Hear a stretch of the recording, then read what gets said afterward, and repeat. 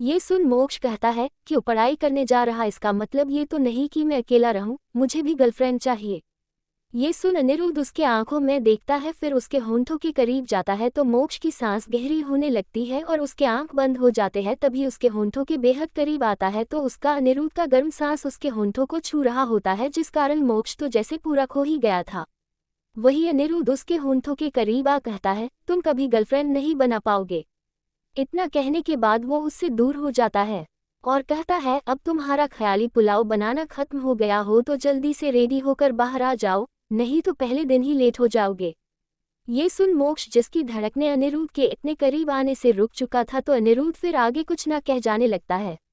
अनिरुद्ध के बाहर जाने के बाद मोक्ष अपने सेंस में अपने आप में कहता है भगवान मुझे अंकल के अट्रैक्शन से बचा ले। ओह नहीं नहीं अंकल नहीं, पर मैं क्या बोलूं।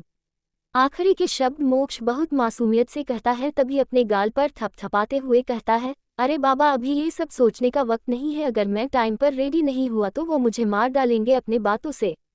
इतना कहने के बाद वो कॉलेज के लिए फटाफट से रेडी होने लगता है। वही दूसरी तरफ कैफे में वही लड़की जो लड़का थी और लड़कियों का ड्रेस पहनी थी, वो अभी लड़कियों वाला वेट्रेस टाइप ड्रेस पहनी थी।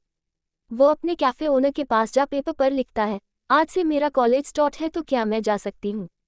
उसे पर वो मुस्कुरा कर कहती है, ओके, और टाइम पर आ जाना। ये सुन वो हाँ में अपने सिर को हिला मुड़ जाता है, तभी वो किसी के मजबूत सीने से टकरा जाता है तो वो जल्दी से अपने सिर को ऊपर कर अपने दोनों कान पर अपने हाथ रख अपने कान को पकड़ लेता है। तभी उस आदमी के चेहरे को देख वो अपने मन में कहता है, ये तो वही है, मुझे यहाँ से निकलना चाहिए। वही वो आदमी आदित्य, जो बहुत बड़ा बिजनेसमैन और अनिरुद्ध का पहले दोस्त था पर अब दुश्मन है। वो अपने फ्लर्टी मुस्कान के साथ उसे देख अपने मन में कहता है, क्यूटी पाई, मुझे उम्मीद नहीं था तुम मुझे ऐसे मिलोगे। अपने मन में ये कहने के बाद उससे कहता है, मेरे लिए कॉफ़ी लेकर आओ। ये सुन वो अपना अजीब सा मुंह बना वो इशारा करने को होता है, पर तभी वहाँ की ओनर कहती है, आदित्य इसके कॉलेज का आज पहला दिन है तो इसे जाने दो, मैं किसी और से कहती हूँ। ये सुन आदित्य कहता है, स्वीट हार्ट तुम्हें तो पता है ना, अगर मुझे कोई लड़की देखी तो मेरे चाम में पागल हो बकवास रिएक्शन और बातें करेगी। तुम्हें पता भी है तुमसे मिलने के लिए मैं कितना बचते बचाते हुए आता हूँ खुद को उन लड़कियों से। ये सुन वो लड़का जिसका नाम जय था वो अपने मन में कहता है, मेरी भोली भाली मैम को बेवकूफ़ बना रहा ये इडियट। वही वो लड़की मुस्कुराते हुए कहती है, ओके आदित्य। इतना कहने के बाद वो जय की तरफ देख कहती है, जसिका तुम प्लीज़ सिर्फ कॉफ़ी बना दोगी फिर कॉलेज के लिए निकल जाना। ये सुन अपने चेहरे को हाँ में हिला वो जाने लगता है, तभी उसे जाता देख उसके ब्लैक शॉर्ट ड्रेस और वाइट रिबन को देख वो मुस्कुराते हुए कहता है, स्वीट हार्ट तुम्हारे कैफे का ड्रेस बहुत सेक्सी है। इतना कहने के बाद उसे देखना बंद कर वो लड़की की तरफ देखता है जिसका नाम अवनीत था। तभी अवनी कहती है, यही मेरे साथ खड़े रहना है या अंदर चल बैठना है। अवनी की बातों को सुन वो कहता है, तुम्हारे साथ तो मैं जिंदगी भर खड़ा रह सकता हूँ। उसके बातों को सुन अवनी के होंठों पर मुस्कान आ जाता है और वो कहती है, चलो भी मेरे साथ फ्लर्ट करने का फायदा नहीं है। इतना कहने के बाद वो जाने लगती और उसके साथ साथ आदित्य भी। दोनों अंदर आ सोफे पर बैठ जाते हैं। तभी अवनी सवाल करती है, वैसे आज तुम यहाँ क्यों आए हो। अवनी के सवाल पर आदित्य उसके कंधे पर हाथ रख उसे अपने बेहद करीब कर कहता है, बोर हो रहा था तो सोचा अपनी चाइल्डहुड स्वीटहार्ट से मिल लूं। ये सुन अवनी के गाल लाल हो जाते हैं, पर उसे पता था ये बस फ्लर्ट है, बाकी बचपन से ही दोनों बहुत अच्छे दोस्त हैं, पर आदित्य उसे दोस्त से अधिक कुछ नहीं मानता है। अवनी अपने बचपन की याद में खोई थी, तभी आदित्य उसके गाल पर किस करता है तो वो अपने अतीत से बाहर आ अपने नजरों को उठा आदित्य के तरफ देखती है तो आदित्य कहता है, इतना हैंडसम लड़का तुम्हारे साथ बैठा है और तुम अपने ख्यालों में गुम हो। ये सुन वो कहती है, कहीं गुम नहीं हूँ, वैसे मुझे किस्मत किया करो ऐसे। ये सुन आदित्य उसके चेहरे पर अपने हाथ को रख अपने सेडिक्टिव आवाज में कहता है, स्वीटहार्ट तुम्हें पता है ना, मुझे जो करने का मन करता मैं वही करता और तुम तो मेरी चाइल्डहुड स्वीटहार्ट हो, मेरा पूरा हक है तुम पर। इतना कहने के बाद वो उसके लिप्स के करीब जा रहा होता है, तभी वो अपनी आंखें बंद कर लेती है तो आदित्य उसे किस ना कर हंसने लगता है और कहता है, स्वीटहार्ट तुम मेरी खास दोस्त हो, मैं कभी तुम्हें उन लड़कियों की तरह ट्रीट नहीं कर सकता हूँ। इतना कहने के बाद वो वापस उसके गाल पर किस करता है, तभी वहां जय कॉफी लेकर आ जाता है और देखता है आदित्य को उसकी प्यारी ऑनर को किस करते हुए तो वो गुस्से में अंदर आते हुए अपने मन में कहता है, मेरी भोली मैम को ये फंसा रहा, दुष्ट इंसान। अपने मन में ही कहते हुए वो अंदर आ रहा था, वही उसे देखते हुए आदित्य के होंठों पर शैतानी और फ्लर्ट से भरा मुस्कान टिका था। वही जय गुस्से में आ रहा था, तभी अवनी उसके हाथ को अपने कंधे से हटा कहती है, मैं आती हूँ। अवनी अपने इमोशन पर और कंट्रोल नहीं कर पा रही थी, इसलिए वो जल्दी से खड़ी हो अपने तेज कदम के साथ जाने लगती है। वही जय उसके पास जा खड़ी हो थोड़ा झुक ट्रे आगे बढ़ाती है तो आदित्य कहता है, टेबल पर रखो। ये सुन गुस्से में मुरझाई कॉफी टेबल पर रख देता है। तभी उसका मिनी स्कर्ट टेबल पर रखे हुए और ऊपर हो गया था तो आदित्य अपने हाथ को उसके बट पर रखता है तो जय झट से मुड़ उसे घूर कर देखते हैं, पर कुछ कह तो सकता नहीं था तो अपने मन में कहता है, कितना घटिया लड़का है। वही उसके गुस्से को देख आदित्य के होंठों का मुस्कान और भी अधिक बड़ा हो जाता है और वो उसे ऊपर से लेकर नीचे तक देखने लगता है तो जय उसे घूर कर देखता है, फिर जाने वाला होता है पर आदित्य उसके हाथ को पकड़ अपने गोद में खींच लेता है तो वो अपने आप को उसे दूर करने का कोशिश करने के लिए छटपटाने लगता है। तभी आदित्य उसे मजबूती से पकड़ कहता है, सेक्सी, तुम्हें नहीं लगता वो 12,000 कम था? ये सुन जय को याद आ जाता है वो हॉस्पिटल पैक बिल को मांग ली थी। इस वक्त वो ख्यालों में खोया था तो आदित्य को वो बहुत क्यूट लग रहा था। वो उसे ख्यालों से बाहर निकालने के लिए उसके होंठों के करीब जा उसके होंठों को किस करने लगता है तो जय अपने होश में आ उसे खुद से दूर कर अपने होंठों पर अपने हाथ को रख अपने आंखों को छोटा छोटा कर उसे गुस्से में घूर रहा था। पर तभी वो कहता है, सेक्सी, अगर एक रात मेरे साथ बिताओगी तो मैं तुम्हें 1 लाख रुपए दूंगा। ये सुन वो अपने आप को उससे छुड़ाने लगी। तभी अवनी अंदर आ कहती है, क्या कर रहे हो आदित्य? अवनी के आवाज को सुन वो उसे छोड़ देता है तो जय जल्दी से उसके गोद से उतर जाता है। तभी आदित्य कहता है, सेक्सी का पैर फिसल गया था। उसके झूठ को सुन जय उसे घूर कर देखता है, फिर अवनी के पास झुक जाता है तो अवनी कहती है, कोई बात नहीं, जल्दी जाओ, तुम्हारा कॉलेज नहीं तो लेट हो जाएगा। ये सुन जय जो अपने कॉलेज के बारे में भूल गया था वो झट से भागते हुए जाने लगता है। तभी अवनी आदित्य के पास जा बगल में बैठ जाती है। वही आदित्य कॉफी उठा पीने लगता है। तभी अवनी सवाल करती है, आदित्य तुम जसिका के साथ क्या कर रहे थे? अवनी के सवाल पर आदित्य कहता है, तुम्हें जलन हो रहा क्या? इस पर वो झट से कहती है, बिल्कुल नहीं। पर उसे जलन तो हो रहा था, पर वो जानती थी जसिका बहुत अच्छी है। तभी आदित्य मुस्कुराकर कहता है, तब ठीक है, मैं तो बस उसे अपने साथ एक रात बिताने का ऑफर दे रहा था। इतना क्या वो कॉफी पीने लगता है। तभी अवनी कहती है, जसिका बहुत अच्छी और प्यारी इनोसेंट सी लड़की है जो बहुत छोटी है, आदित्य तुम उसे ऐसे परेशान मत करो। ये सुन आदित्य अपने आंखों को रोल करता है और अवनी से कहता है, ओके नहीं करता हूँ। इतना कहने के बाद वो कॉफी पीने लगता है। तभी अवनी आगे कहती है, जसिका जब यहाँ आई थी तब उसके चेहरे पर कोई भाव नहीं थे। ये सुन आदित्य उसकी तरफ देखता है तो वो आगे कहती है, जब कुछ दिनों के बाद भी मैं उसे ऐसे ही बस काम स्कूल से आना ये सब देखी तो उससे सवाल की क्यों वो इतनी कम उम्र में काम कर रही है और क्यों इतनी चुप चुप रहती है। तभी उसने लिखकर बताया कि उसके बड़े भैया जो उसके लिए उसके सब कुछ थे, किसी ने उनका जान ले लिया और अभी सिर्फ वो और उसकी दादी है और उसकी दादी के हालात भी कुछ ठीक नहीं, इसलिए उन्हें हॉस्पिटल में रखा जाता है और हॉस्पिटल में रखने के लिए उसे बहुत पैसे का जरूरत है। ये बात सुन आदित्य कहता है, बहुत सैड स्टोरी है उसकी, पर उसे पैसे का इतना ही जरूरत है तो मेरे साथ एक रात सो ले, मैं उसे बहुत पैसे दूंगा। इस बात पर अवनी उसे घूर कर देख कहती है, कुछ भी हो जाए वो ऐसे ऑफर कभी एक्सेप्ट नहीं करेगी और तुम। इससे आगे वो कुछ कहती कि तभी आदित्य कहता है, यस मैं बहुत बुरा हूँ पर जैसा भी हूँ तुम्हारा हूँ, चलो बाय, मुझे कंपनी जाना है। इतना कहने के बाद वो खड़ा हो जाने लगता है। तभी अवनी अपने मन में कहती है, तुम मेरे नहीं हो और मुझे पता है तुम एक लड़की के साथ एक दिन से अधिक टिक नहीं सकते, फिर भी मैं तुमसे ही क्यों प्यार करती हूँ। अपने आप में इतना कहने के बाद वो खड़ी हो जाती है और आदित्य को बाहर तक छोड़ने चली जाती है। वही दूसरी तरफ अनिरुद्ध और मोक्ष कार में थे। तभी मोक्ष अनिरुद्ध की तरफ देखता है। बार बार वो ऐसा ही कर रहा था तो अनिरुद्ध एक फाइल पढ़ते हुए सवाल करता है, तुम मुझे बार बार क्यों देख रहे हो? कुछ बोलना है तो बोलो। ये बात सुन सिल्ली सा मुस्कान के साथ मोक्ष कहता है, मैं नहीं चाहता हूँ आप मेरे साथ कॉलेज चलो और मुझे सभी को ये कहना पड़े कि आप मेरे अंकल हो।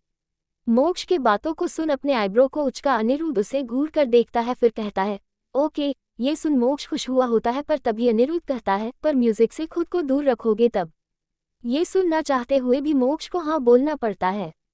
कॉलेज आ जाता है। फिर मोक्ष जल्दी से कार से बाहर निकल अपने आसपास देखता है और भागते हुए कॉलेज के अंदर जाने लगता है ताकि कोई देखे नहीं वो किस कार से आया है।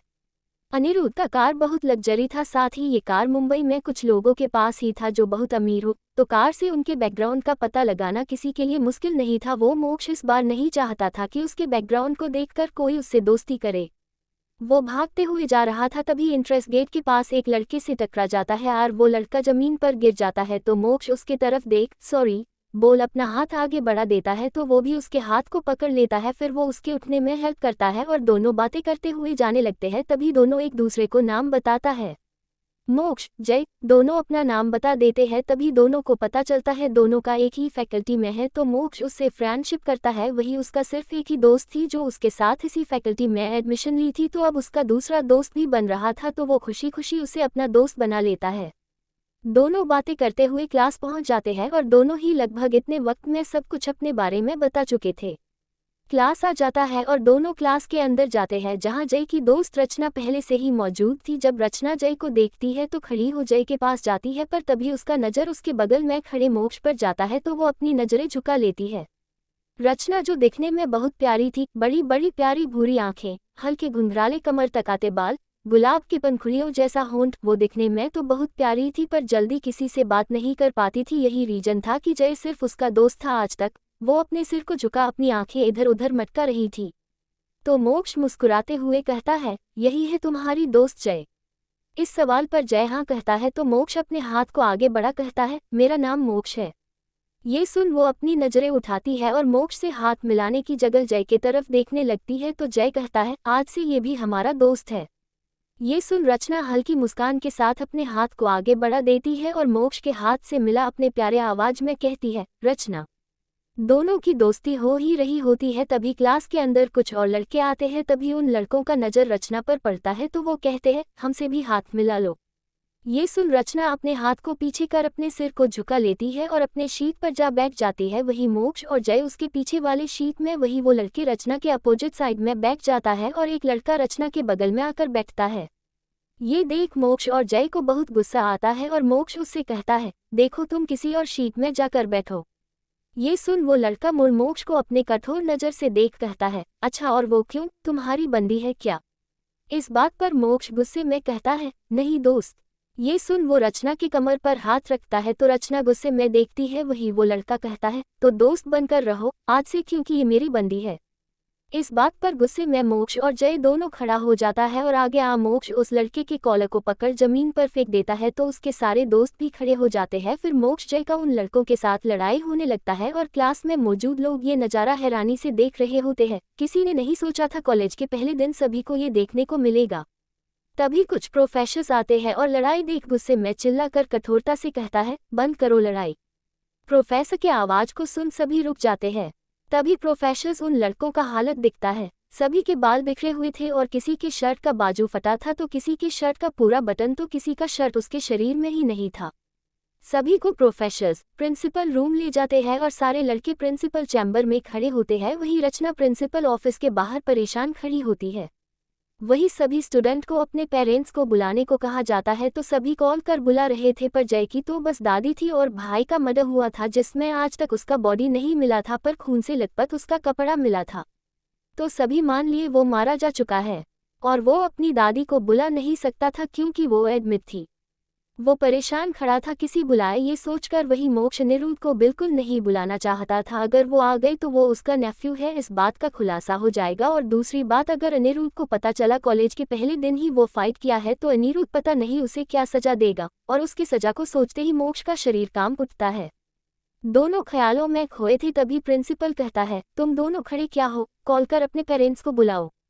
इस बात को सुन जय अपने नजरों को झुका कहता है, मेरे पेरेंट्स नहीं है, बस दादी माँ है जो हॉस्पिटल में एडमिट है। ये सुन प्रिंसिपल भड़कते हुए कहता है, तो तुम्हें ऐसा कुछ करना ही नहीं चाहिए। तुम्हें तो पढ़ाई कर अपने दादी का सपोर्ट करना चाहिए, पर कॉलेज में आकर गुंडागर्दी कर रहे हो। मुझे कुछ नहीं सुनना, अपनी दादी को बुलाओ या अभी तुम्हें तुम्हारा टीसी मिल जाएगा। बहुत पढ़ाई करने के बाद उसे 100% स्कॉलरशिप मिला था, वो कॉलेज से निकल तो सकता नहीं था, तो बस उदासी से अपना चेहरा झुका देता है। तभी मोक्ष कहता है, सर आप ऐसा नहीं कर सकते हैं, और वैसे भी इन लोगों का गलती था जो क्लास में एक लड़की को हराश कर रहे थे, और आप इन्हें सजा देने की जगह मेरे दोस्त को दे रहे हो। इस बात पर प्रिंसिपल कुछ कहता कि तभी मोक्ष और जय के पेरेंट्स को छोड़ सभी स्टूडेंट के डैड आ जाते हैं, जो बहुत अमीर फैमिली से था और एक पॉलिटिक्स में थे जिनका मुंबई में बहुत चलता था। जब वो अंदर आते हैं तो प्रिंसिपल सबको ग्रिड करता है और पॉलिटिशियन को एक्स्ट्रा वैल्यू दे रहा होता है। वही उस पॉलिटिक्स का बेटा जो रचना के साथ बदतमीजी किया था, वो अपने डैड के पास जा कहता है, डैड इन दोनों लड़के ने मुझे कितना मारा है और ये प्रिंसिपल मुझे यहाँ खड़ा रखा है। ये सुन उसके डैड प्रिंसिपल को घूर कर देखता है। तभी प्रिंसिपल कहता है, सॉरी सर, मुझे नहीं पता था ये आपका बेटा है। इतना कहने के बाद जय देता है तो उस लड़के का डैड बैक मोक्ष और जय के तरफ देख कहता है, इन दोनों ने मेरे बेटे को मारने का कैसे कोशिश किया, मुझे ये दोनों इस कॉलेज में नहीं चाहिए। वही उसके साथ बाकी के पेरेंट्स भी यही कहते हैं और प्रिंसिपल इतने बड़े रहीश आदमी को ऑफेंड नहीं कर सकता था तो वो कहता है, जैसा आप लोग चाहे सर। अब मोक्ष के पास कोई चारा नहीं था, वो अपने कठोर आवाज में कहता है, सोच लीजिए अगर मेरे पेरेंट्स आ गए तो आप लोगों को बहुत पछताना पड़ सकता है। ये सुन वो लड़का कहता है, अच्छा तो बुलाओ, खड़े क्यों हो। फिर उसके सारे दोस्त हंसने लगते हैं। वही प्रिंसिपल बस गुस्से में देख रहा होता है। तभी उस लड़के का पिता कहता है, हाँ बुलाओ, मैं भी जरा देखूं। उसके साथ बाकी के पेरेंट्स भी कहते हैं। सभी की बातों को सुन मोक्ष अपने फोन को निकाल कॉल करता है। वही जय को बहुत डर लग रहा था, आखिर अब उसके फ्यूचर का क्या होगा। वही अनिरुद्ध मीटिंग में होने की वजह से कॉल नहीं उठाता है तो वो अपने फोन को नीचे करता है। तभी उस लड़का का डेट कहता है, क्या हुआ, कोई कॉल नहीं उठा रहा है। ये सुन मोक्ष को बहुत गुस्सा आ रहा था और वो अपने मन में कहता है, मुझे आपका जरूरत है। वो इतना कहा ही होता है तभी उसका फोन रिंग होता है और वो अपने फोन को उठा जब स्क्रीन पर अपने अंकल का नाम देखता है तो उसके होंठों पर मुस्कान आ जाता है। फिर वो झट से कॉल उठा कहता है, मैं प्रिंसिपल चेंबर में हूँ। ये सुन अनिरुद्ध आगे कुछ नहीं कहता है और कॉल कट कर देता है। वही मोक्ष अपने मन में कहता है, मेरे पूरे बात को बिना सुने कॉल क्यों कट कर दिए, क्या वो यहाँ नहीं आएंगे। वो खुद में ये सब सोच रहा होता है तभी उस लड़का का डैड कहता है, कोई आएगा भी या मैं अपना टाइम वेस्ट कर रहा हूँ। इस बात को सुन उसका बेटा कहता है, डैड इसने मुझे बहुत मारा है, इसे इस कॉलेज में रहना ही नहीं चाहिए, पता नहीं फिर मुझे और मेरे दोस्तों को मारा तो। तभी प्रिंसिपल कहता है, मैं अभी इन दोनों का टीसी मंगवाता हूँ। तभी केबिन का दरवाजा खुलता है और सामने अनिरुद्ध और उसका असिस्टेंट चिराग होता है और रचना। अपने अंकल को देख मोक्ष थोड़ा घबरा रहा था। वही उस लड़के का डैड खड़ा हो गया और प्रिंसिपल का हवा टाइट हो गया था। उसे या किसी को इस बारे में नहीं पता था अनिरुद्ध जैसे बड़े बिजनेसमैन के परिवार का कोई सदस्य इस कॉलेज में एडमिशन भी लिया है। अगर ये बात पता होता तो कभी प्रिंसिपल उनकी फैमिली के किसी मेंबर को ऑफेंड नहीं करता। पर ये किसके फैमिली से है वो सोच रहा था, क्योंकि मोक्ष को देख कोई ये नहीं सोच पा रहा था कि ये उसके परिवार से बिलोंग करता है। पर तभी मोक्ष अपने अंकल के पास जाता है और तभी सबके चेहरे का रंग उड़ जाता है, जय का भी। वही मोक्ष अपने सिर को झुका कहता है, सॉरी। तभी अनिरुद्ध उसके सिर पर हाथ रख प्रिंसिपल की तरफ देख अपने कठोर आवाज में कहता है, तुम सब मेरे भतीजे को कॉलेज से निकालना चाहते हो। ये सुन प्रिंसिपल के माथे से पसीना आ रहा था। वही अनिरुद्ध उस नेता की तरफ देख अपने कोल्ड आवाज में कहता है, और तुम मेरे भतीजे को निकालने के लिए कह रहे हो, लगता है तुम्हें अब अपने पार्टी से निकलना और तुम इस कॉलेज को टूटता हुआ देखना चाहते हो प्रिंसिपल।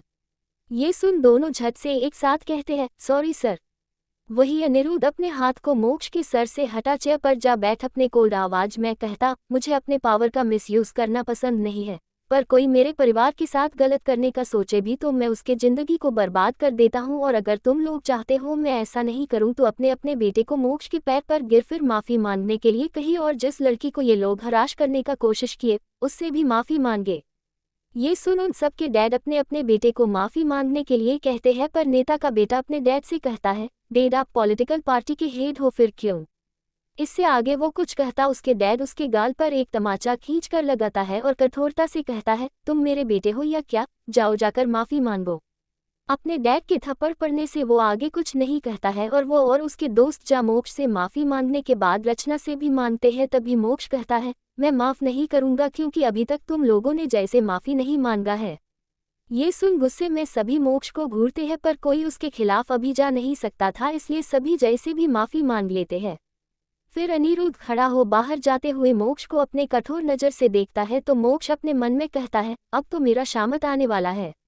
अपने मन में इतना कहने के बाद वो अनिरुद्ध के पीछे पीछे जाने लगता है। वही जय और रचना भी बाहर निकल जाते हैं, बाकी सभी के पेरेंट्स भी। फिर अनिरुद्ध रुक जाता है और रेलिंग से टिक खड़ा हो जाता है। वही सारे पेरेंट्स अनिरुद्ध को देखने की भी हिम्मत नहीं कर पाते और बस अपने बच्चों को लेकर तुरंत वहां से निकल जाते हैं। वही मोक्ष सामने सिर झुकाकर खड़ा था और उसके दोनों दोस्त दूरी बनाकर वही अनिरुद्ध अपने कठोर आवाज में मोक्ष का नाम लेता है, मोक्ष। अपना नाम सुन उसका शरीर कांप उठता है। तभी अनिरुद्ध अपने कोल्ड आवाज में कहता है, क्या तुम्हें लगता है मारपीट से सिचुएशन ठीक हो जाता है।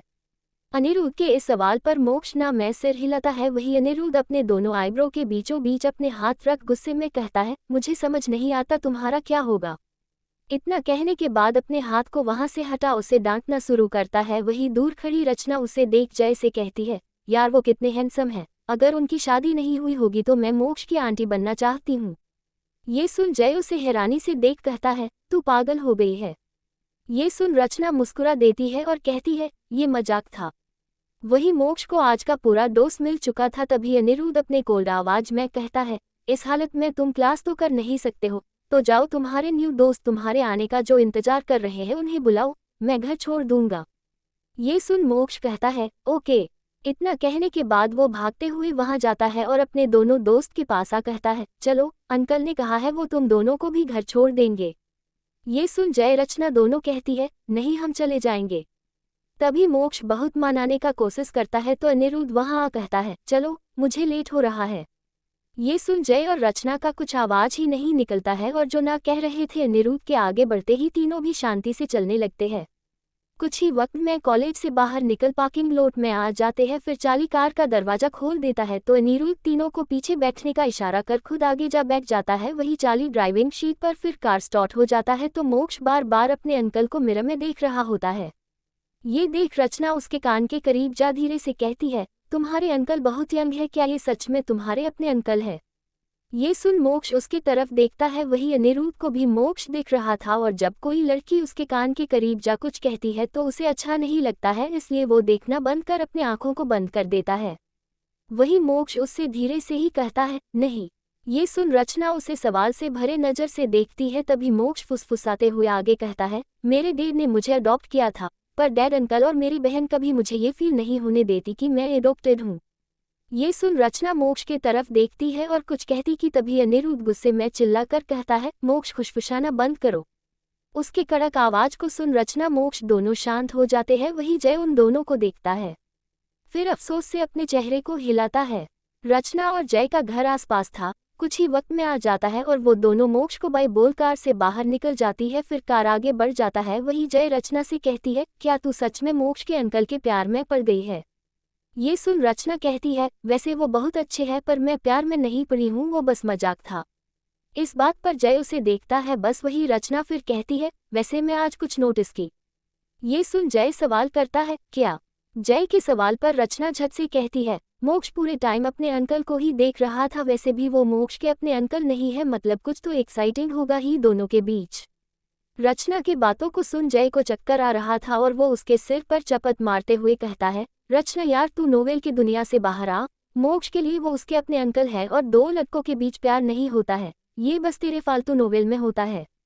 ये सुन रचना अपने हाथ को आगे बढ़ा कहती है, लगी बेट, अगर जैसे नोवेल में पढ़ती वैसा कुछ हुआ तो तुम मुझे 1000 रुपया दोगे, लेकिन मैं हारी तो मैं तुम्हें दूंगी। वैसे 1000 रुपया का शर्त अच्छा था। तो जय कहता है, पर टाइम लिमिट होना चाहिए। इस बात पर रचना कहती है, अभी से डर गए जो टाइम लिमिट लगा रहे हो? ये सुन जय कहता है, नहीं मुझे तो बस जल्दी पैसे चाहिए। ये सुन अफसोस से रचना अपने सिर को हिला कहती है, ओके 1 मंथ। ये भी ठीक था। फिर रचना का घर आ जाता है तो वो अपने घर जाने से पहले कहती है, एक व्हाट्सएप ग्रुप बना, मुझे और मोक्ष को ऐड करना। अपने बात को कहने के बाद वो चली जाती है। वही जय खुद में कहता है, ये लड़की अजीब है, ऐसे तो शांत रहती है पर मैं ही जानता हूँ इसके उल्टे फूलते हरकत और चॉइस के बारे में। अपने आप में इतना कहते हुए वो अपने घर चला जाता है और अपने लड़की वाले ड्रेस को पहन घर के पीछे वाले रास्ते से निकल सभी से नजरें बचाते हुए जाने लगता है। जय हमेशा यही करता था। फिर वो ऑटो रुकवा ऑटो में बैक ग्रुप क्रिएट कर देता है। वही दूसरी तरफ मोक्ष अपने कपड़े बदल बेड पर बैठा ही था पर फोन में बार बार नोटिफिकेशन आ रहा था तो मोक्ष अपने फोन को उठा देखता है। फिर व्हाट्सएप पर जा जब ग्रुप देखता है और मैसेज तो उसके होंठों पर मुस्कान छा जाता है। वो भी हाय बोलता। तभी रचना मैसेज करती है, मोक्ष क्या तुम्हें नोवेल कॉमिक ये सब पढ़ना पसंद है? रचना के सवाल पर मोक्ष टाइप करता है, मैं आज तक पढ़ा नहीं हूँ तो पसंद और नापसंद का नहीं बता सकता हूँ। ये सुन रचना एज डिफरेंट और खासकर boy love 7 step relative story type ढेर सारा मानगा और निकाल भेजी तो मोक्ष सब नोवेल और मानगा का नाम पढ़ने लगता है। वही जय कैफे पहुंच चुका था। वो भी अपने मोबाइल नोवेल और कॉमिक्स को देखते हुए जा रहा था। तभी जय को एक कवर पेज दिखता है जिसमें 2 लड़के किस कर रहे होते हैं। ऐसा कवर पेज देखा आदित्य जो जिस किया था जय को एक याद आने लगता है और उसका चेहरा गुलाब की पंखुड़ियों जैसा लाल हो जाता है और वो अपने सिर को हिला कहता है, मैं स्ट्रेट हूँ और मैं ऐसा गेटअप में हूँ इसलिए वो भी मुझे किस किया, इस बारे में ज्यादा मत सोचो जय। इतना कहते हुए वो अपने फोन स्क्रीन को बंद कर अपने बैग में रख कैफे के अंदर जाने लगता है। वही मोक्ष एक टाइटल पढ़ता है, I love my step brother, जिसमें 2 लड़के होते हैं तो मोक्ष उसे पहले स्टार्ट करता है, फिर हटा कहता है, नहीं नहीं 2 भाई भले स्टेप पर प्यार कैसे कर सकते हैं। इतना कहने के बाद उसे देखता है, फिर कहता है, पर पढ़ने में क्या जाता है। इतना कहने के बाद वो पढ़ना शुरू करता है। पहले वो बस डिस्क्रिप्शन पढ़ रहा होता है।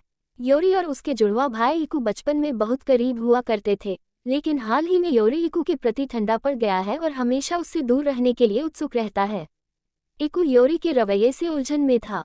दरअसल योरी इकू से प्यार करता है और यह वर्जित प्यार योरी की रातों की नींद हराम कर रहा है, क्योंकि योरी और इकू एक ही कमरे में चारपाई वाले बिस्तरों के साथ रह रहे हैं। योरी ने इकू के सबसे अच्छे दोस्त के साथ सोकर इकू के लिए अपनी तीव्र इच्छा को कम करने की कोशिश की। उसने इकू से दूर जाने के लिए दूसरे शहर में एक बोर्डिंग स्कूल में दाखिला लेने के लिए भी आवेदन किया था। जब इकू ने बॉयफ्रेंड होने और डेट पर जाने के बारे में बात करना शुरू किया तो योरी ने अपनी भावनाओं के बारे में चुप रहने का संकल्प खो दिया। अब योरी अपनी छोटे भाई को चाहता है और उसने कबूल किया। इकू अपने बड़े भाई से प्यार करती है और चाहता है कि वे साथ रहें, इसलिए इकू उन्हें साथ रखने के लिए कुछ भी करने को तैयार है। लेकिन योरी इकू को एक प्रेमी के रूप में चाहता था, न कि अपनी जुड़वा भाई के प्रति वफादार। स्टोरी के डिस्क्रिप्शन को पढ़ मोक्ष का एक्साइटमेंट जाग जाता है और वो कहानी शुरू करता है। योरी और इकू बचपन में मिले थे। योरी बचपन से उसे पसंद करता था और खेल खेल में उसके लिए रिंग पत्तों का बनाता है और उसे पहना शादी भी करता है, पर यह खेल हकीकत कभी नहीं हो सकती थी, क्योंकि उसी दिन इकू की मॉम का योरी के डैड के साथ शादी हो जाता है और योरी को उसे अपना भाई मानना पड़ता है। ये सीन पढ़ने के बाद मोक्ष के आंखों में आंसू आ जाते हैं और वो कहता है, ये तो बहुत बुरा हुआ। मुझे ये दर्द समझ आता है जब हम किसी को वो समझना ना चाहे फिर भी समझना पड़ता है। वो खुद में ये बोल रहा था तभी उसकी बहन आ जाती है, पर मोक्ष का ध्यान नोवेल पर था। तभी उसकी बहना उसके फ़ोन को उसके हाथ से ले लेती है। तभी उसे अपना फ़ोन लेता देख मोक्ष घबरा जाता है और वो उससे अपने फ़ोन छीनने लगता है। तभी अनाया उसके मोबाइल में देख लेती है और बड़ा सा मुँह फाड़ कहती है, आप ऐसे नोवेल पढ़ रहे हो? क्या आपको कोई लड़का पसंद है या फिर आपका कोई बॉयफ्रेंड है? तभी मोक्ष उसके मुंह पर हाथ रख कहता है, अपना मुंह बंद रखो, मुझे लड़के नहीं पसंद, ना ही मेरा कोई बॉयफ्रेंड है। मैं बस देख रहा था ये किस टाइप का नोवेल है। ये सुन अनाया अपने सिर पर हाथ रख कहती है, ओह ये अच्छा, नहीं तो मैं सोच रही थी शादी के बाद आप उसके घर जाओगे या वो यहाँ आएगा। अनाया को इतने दूर का सोचता देख उसके माथे पर वो चपत मार कहता है, इडियट, स्कूल से इतनी जल्दी कैसे आ गई? ये सवाल सुन अनाया अपने चेहरे को झुका कहती है, मेरा तो आज स्कूल था ही नहीं। जब मैं स्कूल गई तो पूरा स्कूल खाली था, बस गार्ड था, उसने बताया। फिर मैं सोची घर पर कोई होगा नहीं तो अपने दोस्त के घर चली गई। फिर अभी मेंशन आई तो काका बोले तुम भी जल्दी आ गई। ये सुन मैं पूछी और कौन आया तो पता चला आप भी मेंशन आ गए हो। क्या आज आपका भी कॉलेज नहीं था? ये सवाल का पूरे डिटेल में वो बताने लगता है। वही दूसरी तरफ परेशान हो अनिरुद्ध अपने केबिन में बैठा था। तभी केबिन का दरवाजा नॉक होता है तो वो अंदर आने का इजाज़त दे देता है। तभी उसका दोस्त विहान अंदर आ जाता है और दूसरे तरफ बैठ जाता है। फिर अनिरुद्ध को परेशान देख वो कहता है, क्या तुम्हारे नेफ्यू ने कुछ किया है? अनिरुद्ध का ऐसा शकल दिन भर तभी होता था तो अनिरुद्ध अफसोस से अपने सिर को हिला मोक्ष का कांड और अनाया के बेवकूफ़ी के बारे में बता देता है। तो विहान हंसते हुए कहता है, सारे नमूने तेरे पास ही है। ये सुन अनिरुद्ध उसे घूर कर देखता है तो विहान अपने हंसी को कंट्रोल कर कहता है, अच्छा अब चलो भी मीटिंग के लिए लेट हो रहे हैं। आगे के भाग को जानने के लिए चैनल को सब्सक्राइब करें और वीडियो में लाइक और कमेंट कर अपना सपोर्ट दे। Thank you.